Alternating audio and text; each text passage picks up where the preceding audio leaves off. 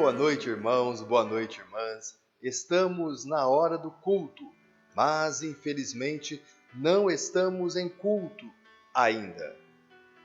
Ainda mais nesse dia que para nós é tão especial. Hoje comemoramos o aniversário de reorganização de nossa igreja, a Igreja Presbiteriana em Conceição do Rio Verde. Bem, continuamos com as nossas devocionais então, e hoje em especial refletiremos sobre a igreja que precisamos ser.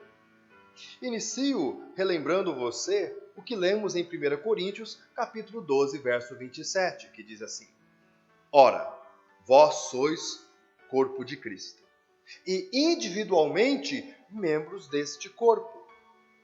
O apóstolo Paulo, escrevendo sua primeira epístola, carta à igreja que estava na cidade de Corinto, ele corrige, exorta e encoraja aquela igreja para que ela seja verdadeiramente uma igreja de Cristo Jesus.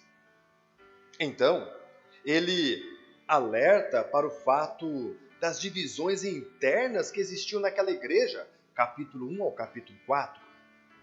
Ele fala também dos problemas morais, capítulo 5. Das contendas entre os cristãos, capítulo 6. Dos problemas familiares, capítulo 7. Da falta de compreensão dos limites da liberdade cristã, capítulo 8 ao capítulo 10. Da incompreensão e indisciplina da celebração da Santa Ceia, capítulo 11. E por fim, Paulo fala sobre os dons espirituais e a maneira como os membros devem tratar uns aos outros, capítulo de número 12. Lendo com atenção esta carta, especialmente o capítulo 12, podemos encontrar 3 características de uma igreja cristã, ou seja, 3 características que nos ensinam a igreja que precisamos ser. Assim, vemos em 1 Coríntios capítulo 12, verso 12 e 13, o ensino sobre a unidade da igreja de Cristo.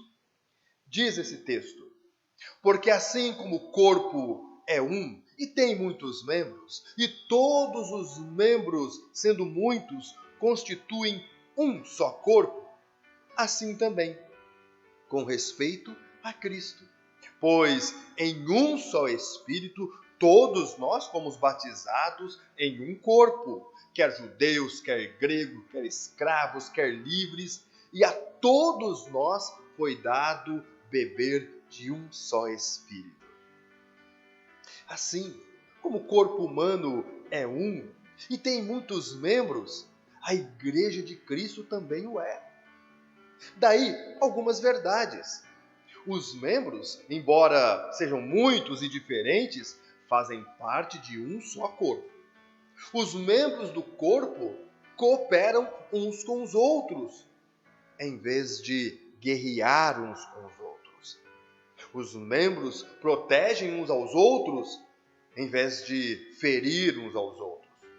Todos os membros trabalham para o corpo, vivem para servir o corpo, para o bem de todo o corpo. Cada membro tem seu valor e cada um é indispensável para o bom funcionamento e desenvolvimento do corpo. Assim, todos nós, diferentes membros no corpo, mas somos o corpo. Como Paulo afirma no verso 13, pois em um só Espírito todos nós fomos batizados em um corpo, quer judeus, quer gregos, quer escravos, quer livres, e a todos nós foi dado beber de um só Espírito. Somos, então, uma unidade, somos um corpo, uma família, um só rebanho, uma só igreja. Como podemos dizer que somos igreja de Cristo? Como podemos ser igreja de Cristo Jesus se temos um entendimento falho a respeito de ser corpo e muitos membros? Como podemos ser igreja de Cristo sem entendermos a realidade na prática e nos esforçarmos para estarmos unidos na prática, lutarmos pela unidade do corpo da igreja. Não tem como ser igreja de Cristo sem essa união, sem essa unidade, sem lutarmos pela unidade. Encontramos em 1 Coríntios capítulo 12, verso 14, um outro ensino, agora sobre a diversidade da igreja. Diz esse texto: porque também o corpo não é um só membro, mas muitos. Agora o apóstolo Paulo fala a respeito da diversidade, das diferenças dos membros do corpo, desse corpo que deve viver em unidade em sua membresia. No corpo, os membros são diversos, mas não são descartáveis. Tem funções diferentes, mas nenhum membro é autossuficiente.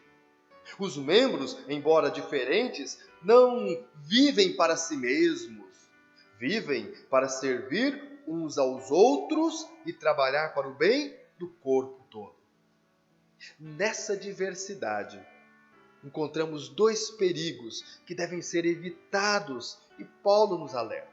O primeiro perigo é o complexo de inferioridade. Leia depois 1 Coríntios 12, verso 15 a 17. Ali você vai ver que o pé não pode dizer à mão, porque não sou mão, não sou do corpo. Ou o ouvido não pode dizer ao olho, porque não sou olho, não sou do corpo. Como se não prestasse para nada. Se todo o corpo fosse apenas olho, onde estaria o ouvido? E se todo o corpo fosse só um ouvido, onde estaria o olfato? Nenhum membro do corpo deve se considerar dispensável, inútil, não. Pois foi o próprio Deus quem colocou os membros no corpo, como Ele quis. 1 Coríntios capítulo 12, verso 18. Mas Deus dispôs os membros, colocando cada um deles no corpo, como lhe aprouve. Já imaginou um corpo com um só membro? Esquisito, não? Não seria um corpo. Verso 19 de 1 Coríntios 12, Paulo fala sobre isso. Se todos, porém, fossem um só membro, onde estaria o corpo? A conclusão desta ideia está no versículo 20. O certo é que há muitos membros, mas um só corpo, o corpo de Cristo. Cuidado. Tome cuidado em achar que você não é ninguém ou não faz falta no corpo, na igreja, pois você faz muita falta sim. O segundo perigo é o complexo de superioridade. Verso 21 do capítulo 12 de 1 Coríntios. Não podem os olhos dizer à mão, não precisamos de ti, nem ainda a cabeça aos pés, não preciso de vós. Ninguém pode dizer que não precisa do outro, pois os membros do corpo que parecem ser mais fracos são muito necessários e também devem ser revestidos de honra. Leia 1 Coríntios capítulo 12, versos 22 e 23. É assim que Deus dispôs os membros no corpo, para que não houvesse sentimento de autodesprezo ou desprezo, nem atitude de arrogância ou soberba. A igreja não é para ser uma feira de vaidades, nem uma passarela onde cada um se exibe. Não. A igreja é um corpo onde os membros são diferentes e cada um de máxima utilidade e importância.